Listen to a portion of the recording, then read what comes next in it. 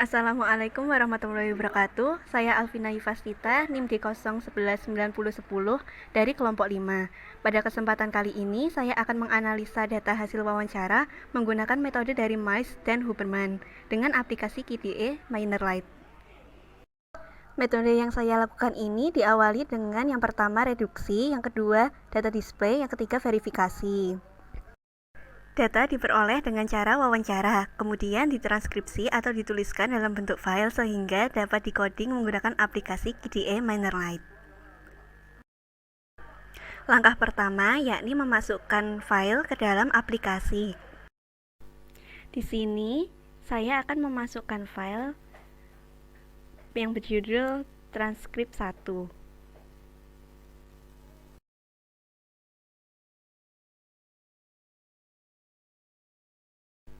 Ya, terus klik OK.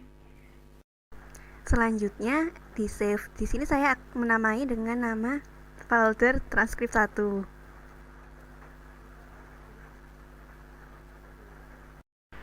Setelah di save, maka akan ada proses. Selama proses ini kita tunggu aja. Nah, kemudian tampilannya akan berubah menjadi seperti ini. Setelah tampilan layarnya berubah seperti ini, berarti kita sudah masuk ke dalam proses coding. Nah, coding ini dilakukan untuk menyortir data-data penting yang diperlukan dan memisahkannya dari data yang tidak diperlukan. Selain itu, coding dilakukan juga untuk memudahkan dan memperjelas penyajian informasi. Coding dilakukan yang pertama yakni dengan menuliskan kategorinya, kemudian menuliskan kode. Nah, di bawah kategori ini bisa dituliskan beberapa kode yang berbeda, yang penting masih dalam satu tema. Kemudian untuk kategori lain, supaya membedakan dengan kategori yang pertama, maka bisa dirubah dengan warna. Selanjutnya yakni dengan menggolongkan kata atau kalimat berdasarkan pada kode yang sesuai. Begitupun seterusnya.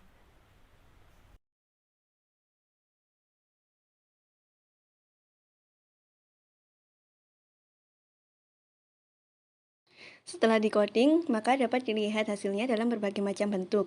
Misalnya, yakni dengan bentuk tabel, seperti ini.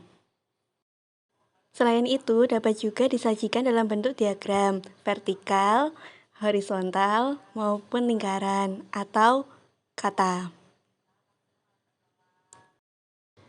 Berikut merupakan contoh file yang sudah selesai di-coding. Nah, tampilannya maka akan menjadi seperti ini. Coding yang dibuat ini berdasarkan pada pedoman wawancara yang telah ditentukan sebelumnya.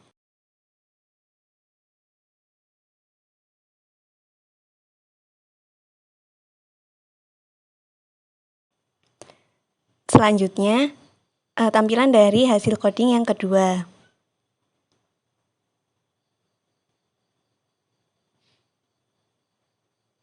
Hasilnya akan seperti ini.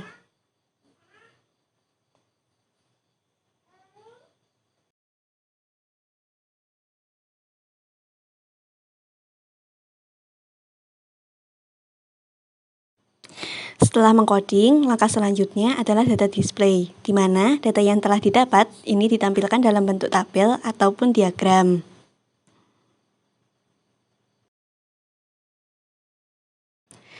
Pada transkrip 1, diagramnya akan berbentuk seperti ini.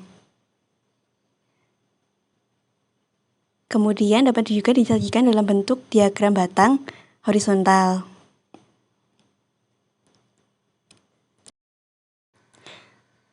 Ataupun dalam bentuk tabel.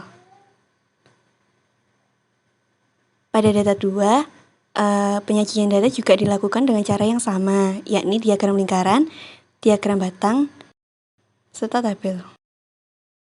Dari hasil kedua transkrip tersebut dapat dilihat persamaan dan perbedaannya. Persamaan yang ada antara lain, keduanya menggunakan kode media sosial, media penyampaian informasi, serta transparansi atau keakuratan data. Sedangkan perbedaannya yakni pada transkrip 1, terdapat kode open data, permohonan informasi, ketepatan waktu, inovasi teknologi, Gerakan Open Government, Perubahan Instansi, Gerakan di Masa Pandemi, serta UU ITE. Pada transkrip 2, yakni kodenya tuntutan implementasi program pemerintah, partisipasi masyarakat, masalah, pihak yang terlibat, bentuk transparansi, cara penyampaian informasi, frekuensi penyampaian informasi, tuntutan di masa pandemi, program pemerintah di masa pandemi, implementasi di masa pandemi, dan masalah model pelaporan. Langkah terakhir dari analisis data ini yakni adalah interpretasi, di mana dari hasil coding transkrip 1 dan 2 pada hasil wawancara ditemukan kesamaan antara lain yang pertama, dalam aspek pemanfaatan teknologi dan informasi, keduanya menggunakan media sosial seperti Facebook, Twitter, dan Instagram. Media sosial ini banyak digunakan masyarakat untuk melihat bagaimana implementasi Open Government di Surakarta, baik di masa pandemi maupun pra-pandemi. Yang kedua, yakni penggunaan media penyampaian informasi seperti website sebagai sarana aduan dan untuk mendapatkan informasi publik. Website yang disediakan oleh pihak penyelenggara urusan publik ini merupakan bentuk dari pemanfaatan teknologi informasi. Dengan demikian, informasi yang ada dapat disampaikan dalam waktu yang cepat, sehingga terjamin juga aktualitasnya. Yang ketiga, yakni keakuratan data. Pada transkrip 1 maupun 2 sama-sama dibahas, di mana hal ini menunjukkan bahwa data yang akurat merupakan faktor penting bagi pelaksanaan kepentingan publik. Data yang disampaikan kepada masyarakat dalam bentuk informasi selalu dijamin keakuratannya oleh pemerintah, baik pada saat pandemi maupun sebelum pandemi.